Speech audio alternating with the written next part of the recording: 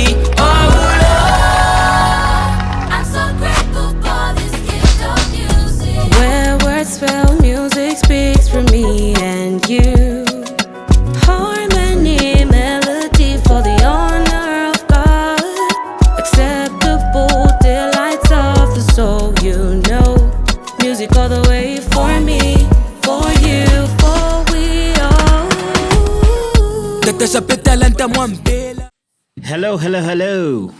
You're welcome to the Monday Show. Mondays are for the Monday Show and Fridays are for Bible Talks. Monday Show not because it airs on Monday, but it airs on Monday because it's the Monday Show. That means it can air on any other day until Mr. Cornelius Mwetwa's promise of load shedding coming to an end in June takes effect. We're waiting to see that. We're really waiting to see that. How have you guys been? Leave it in the comments how you've been.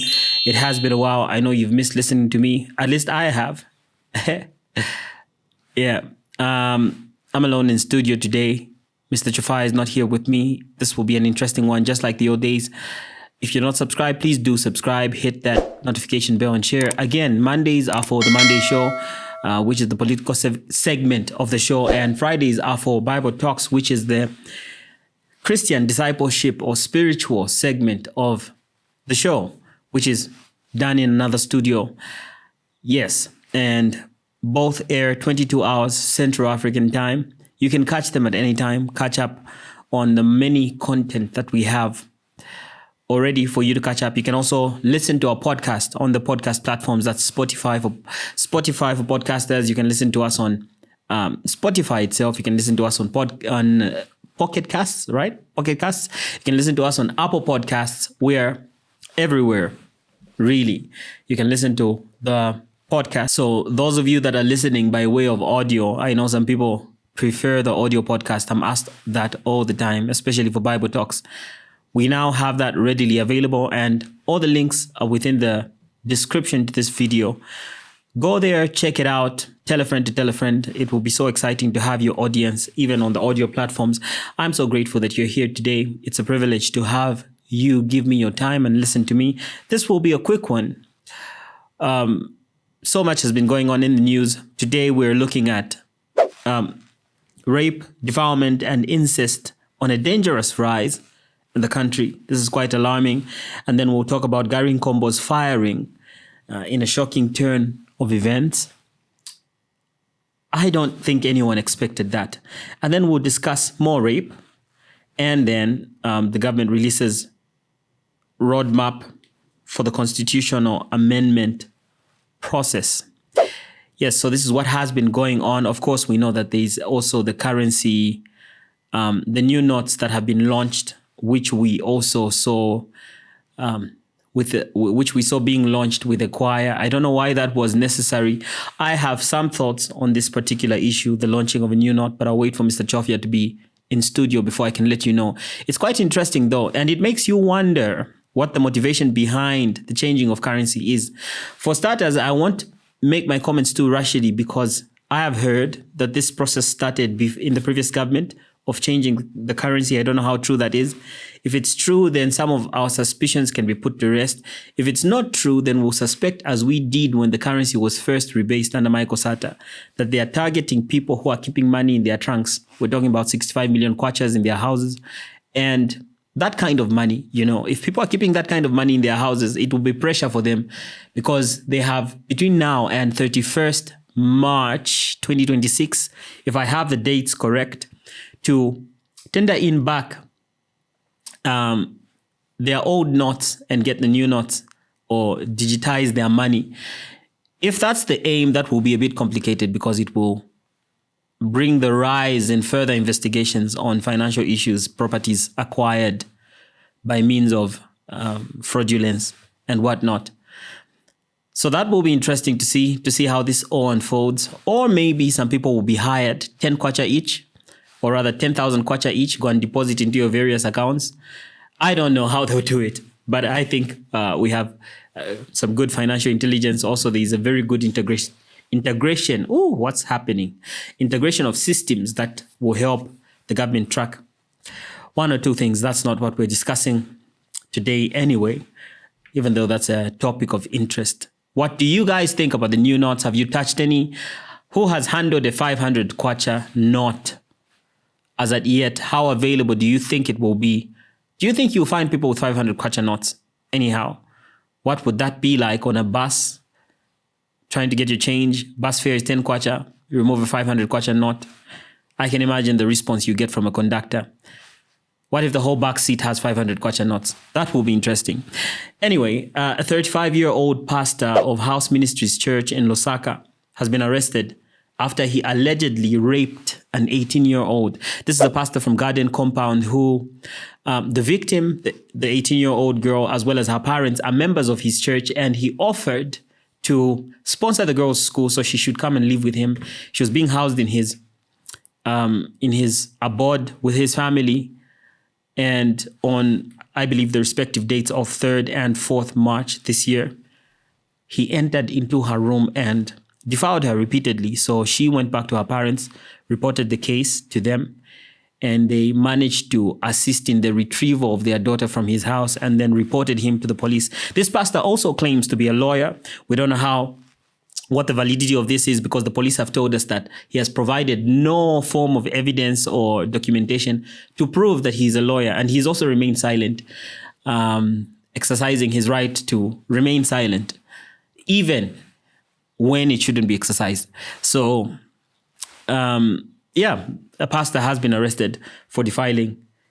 I don't know whether we should still call him a pastor. I don't know. Not my place to determine. But he has defiled an 18-year-old. This was not a consensual relationship. And this is the preamble to the many other cases we're going to talk about today. It's quite alarming, the rise of sexual cases, defilement against young girls, against young ladies, women. It's strange. It's very strange and feels very spiritual, actually. Why would people be so motivated to do such a thing within a short space of time? What is motivating them? What is suggesting such things to them? For me, when I see people behave this way, I look beyond them. Of course, they themselves who took the action are very deserving of every judgment and punishment that comes their way. But I also believe there's something further than themselves that is constantly suggesting to them, do this and do that. And this also highlights the importance of people just being spiritual. When we talk about spiritual, we're not talking about the wrong kind of spiritual. We're talking about the Christian kind of spiritual. You see, there's something about a man who is able to be faithful to God, who sees everything. If a man is not faithful to God, who sees everything, how will he be faithful in those things that he's given charge over? Like his church, look at that. He's defiled a member now. How can such a man be faithful if he can't be faithful to God? So if you want to determine how well a pastor or a man will execute his duties, look at his faithfulness to God. This applies to people that want to get into relationships. Young ladies, listening to guys giving you a man of promises. Is he faithful to God? If he's not faithful to God, he's not likely to be faithful to you. So that's a sad turn of events. In a similar case, a mother in Wapula has been left in anguish after a pastor she accommodated in her home to pray for her 14-year-old daughter allegedly defiled the said daughter. This is a case in Wapula where instead of, unlike it was in Guardian where the church member was accommodated in the pastor's home, this time the pastor was accommodated in the church member's home or in the victim's home, right? The mother to the victim. And during the process of prayers, the pastor said the young girl had demons in her which were going to lead to her death unless they were removed from her by way of sexual means. And so eventually, in the mother's absence, the man defiled the daughter, or rather defiled the woman's daughter. So that's another issue, another arrest on the same issue. Very alarming. People who are calling themselves pastors. This one says he's an apostle, I believe, Mr. Shimumbi. Quite alarming, quite alarming. I understand why people are confused about where to go church-wise or who to listen to, because there are few bad eggs that are spoiling the name of the true ones. But it's also important to know that for there to be the existence of a false, there must be the existence of a true, right? And I must also highlight the importance of knowing that you cannot necessarily determine your relationship with Christ on the basis of what some of those who claim to represent him have done. And a few activists have spoken on these issues of defilement, and they are calling for action against the perpetrators of such actions. Please take a look. No matter their status or influence. Honorable Minister, the time for action is now. We must protect our daughters, punish the predators, and ensure that victims like Ruth Bandu are never forgotten. Justice delayed is justice denied, Honorable Minister. We will not rest until these necessary reforms are implemented. We urge the government to support this immediate creation of the Zambia National Register for Sex Offenders. This is long overdue. Sex offenders must be publicly identified, restricted from working with... Rightfully so, I believe that every person who does such a thing is deserving of even harsher punishment. I will borrow the words of Jesus that it was better if such a one had a millstone tied around his neck and cast into the sea, because the judgment that will come from the Lord on that final day will be much, much, much worse than anything you can expect from our earthly systems of justice. And the minister in charge of the welfare of girl children had comments to make on the same. Take a look. We are deeply concerned by the recent reports of terrible sexual abuse against women and our children. The facts that are out there are shocking. As a minister responsible for child welfare and development, I assure the nation of continued protection and commitment to ending violence against women and against our children, to end sexual abuse against women and girls. I call upon all parents, all guardians, government institutions, the church, civil society organizations, international bodies. Yeah, that's the minister in charge of child welfare and development. I will borrow the words of one wise man who said, I think it's important that if these men are doing these for ritual purposes, because they are being instructed by a witch doctor or a spiritist to practice such things because they'll attain some level of wealth or fame, which the spiritist himself does not have. I think when they are caught and arrested and tried, the spiritist, the witch doctor, should be an accomplice. should get the same punishment. I think this will discourage a wider net of people from getting involved in such practices. I mean, how do you believe someone whom you have to leave a 3,000 kwacha for, that he is from that place you are visiting going to produce 3 million kwacha? Strange. Strange. In other news, a 16-year-old boy of Mazabuka who had been living with a bullet in his chest for 5 years has successfully undergone surgery at Mainasoko Hospital. This young man was shot by a stray bullet while he was sleeping. This was in 2020 during the gassing saga. Remember gassing? Yeah, it produced real victims. So this young man has been living with a bullet in his chest. I wonder what kind of agony he's been through. But the operations have been successful, renewing the young man's hope. He wants to be a soldier when he grows up. Yeah, and that's wonderful. I think this is a good update on this story. I believe we did not give you this report in 2020 because we were not here, but most of you may be familiar with this story. And please do leave it in the comments what you think about this. Like, subscribe, share, tell a friend to tell a friend. Those listening by way of audio, you're really missing out. You're really missing out. Pandemonic we know and all that kind of stuff. Yeah. In a shocking turn of events, President Hakainde Hichilema has terminated the appointment of Minister of Local Government and Rural Development, Gary Nkombo. President Hakainde Hichilema has, pursuant to Article 270 of the Constitution of the Republic of Zambia, terminated the appointment of Honorable Gary Nkombo MP as Minister of Local Government and Rural Development. The President has since appointed Sinazongwe Member of Parliament, Honorable Gift Simunza Sialubalo, I hope I got that correct, as the new minister. President Hichilema has thanked Honorable Nkombo for his service rendered to the people and the Republic of Zambia. And the president congratulates the newly appointed minister and wishes him God's blessings in his new role. Yeah, that was a long read, wasn't it? We never expected Gary Nkombo to be fired. Not after all he did during the elections, sleeping on the carpet, challenging the results, waiting until UPND wins. Well, most of us thought he would be in the top 10 of the government, actually. We were shocked when he got this appointment. And we're even more shocked that he has been disappointed.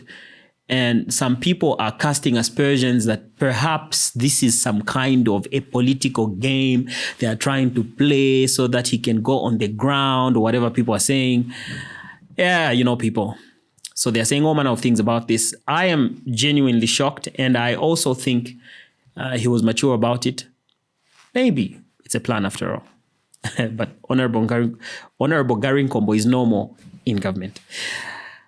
Only as MP now.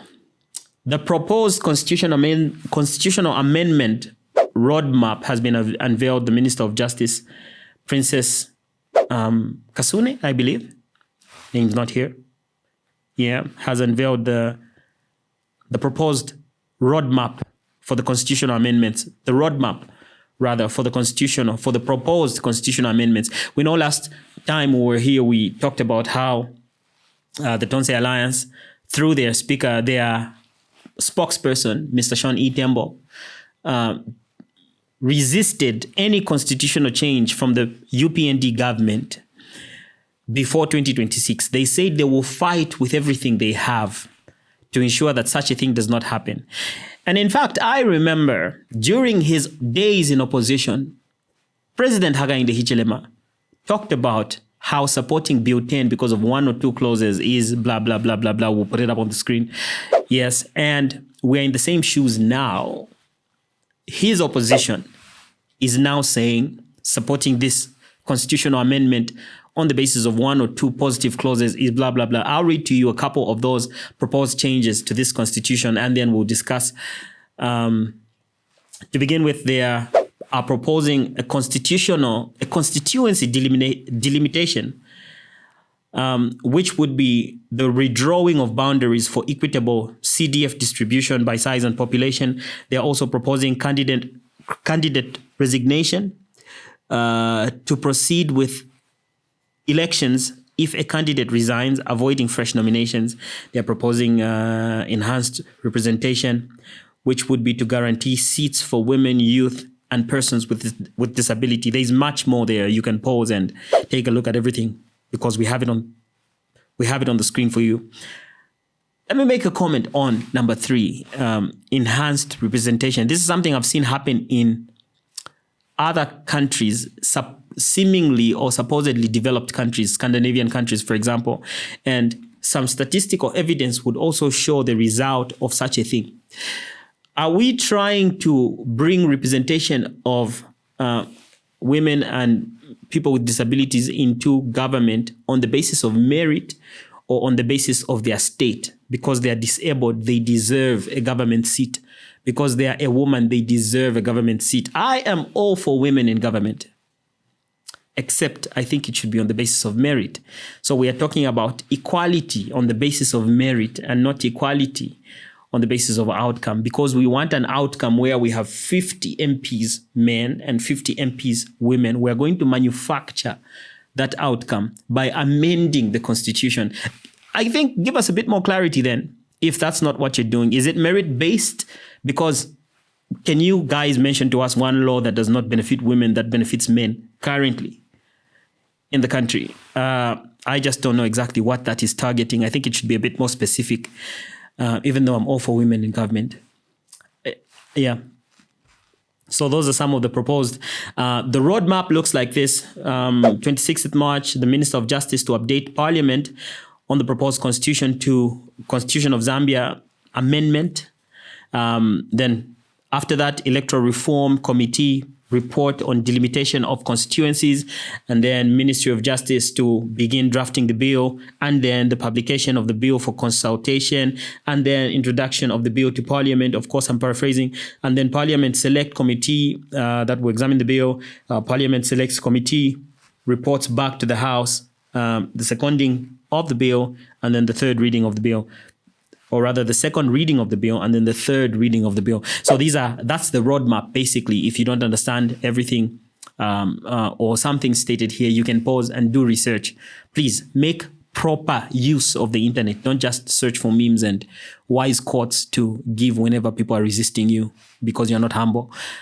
Yes, rather you can pause and research on some of the things that you don't understand, because it's very important that you know this. Your rights as a citizen may very well depend on this. The Law Association of Zambia, through their president, has spoken against this. They are not in support of it. They think this is going to change democracy as we know it. Please take a look. This is a contentious and, in fact, retrogressive proposal. It will result in increasing instead of reducing the powers of the presidency. The proposed article can be subject of abuse, with the potential to water down the accountability and legislative function of the legislature.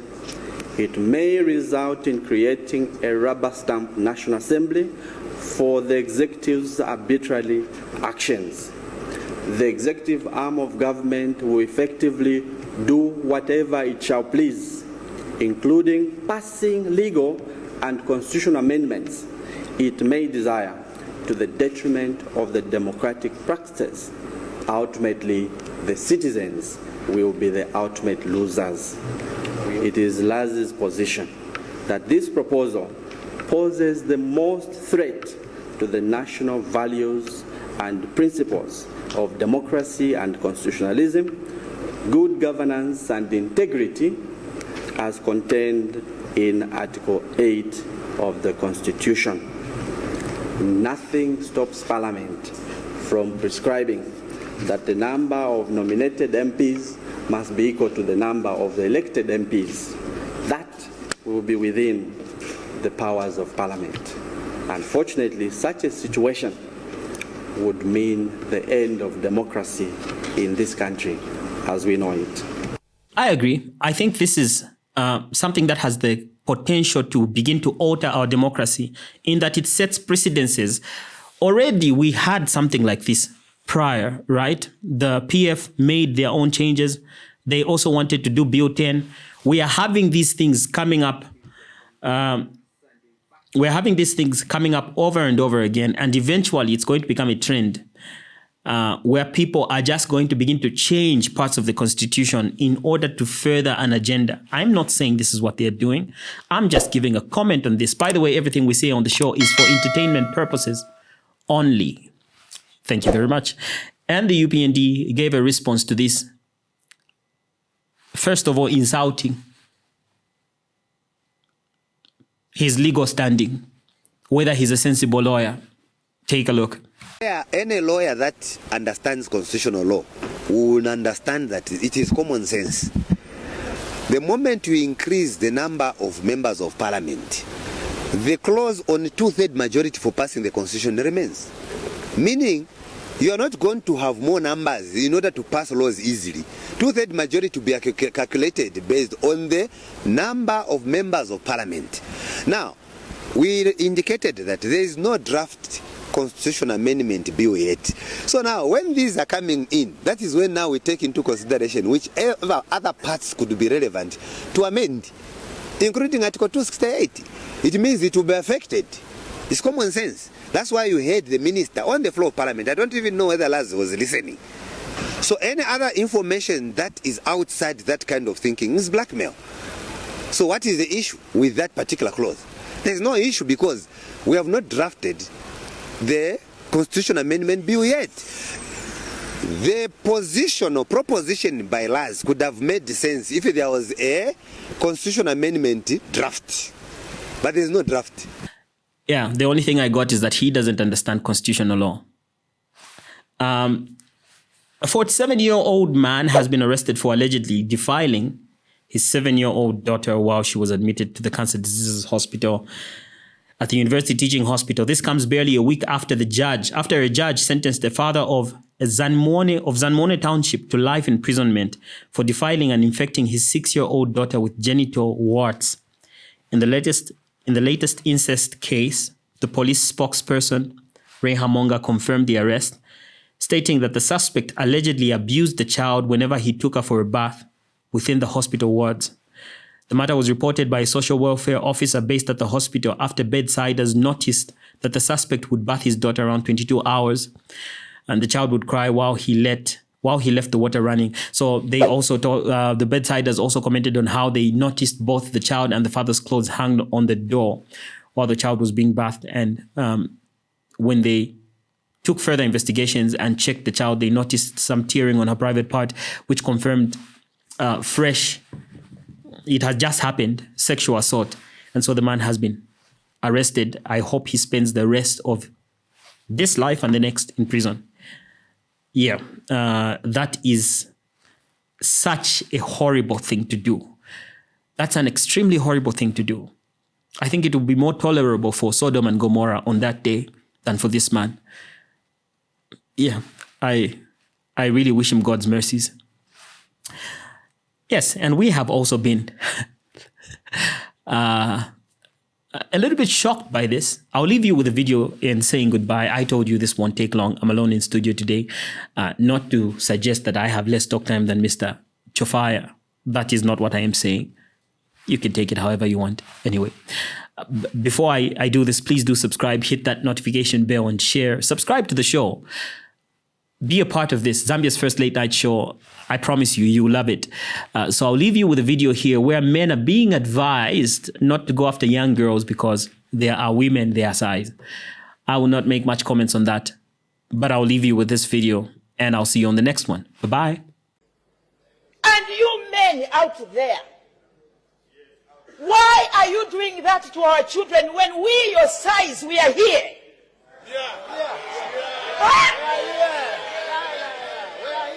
What is wrong with you? We, your size, your age group are here. There are women out there who want the men, but you are busy abusing our children.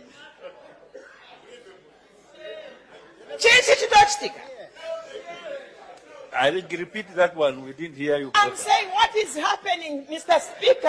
We, their age group, are ready to take them in because to the final. Hey, like what you see? I know you do. Hit the button below to subscribe and don't forget to hit the notification bell. Ciao.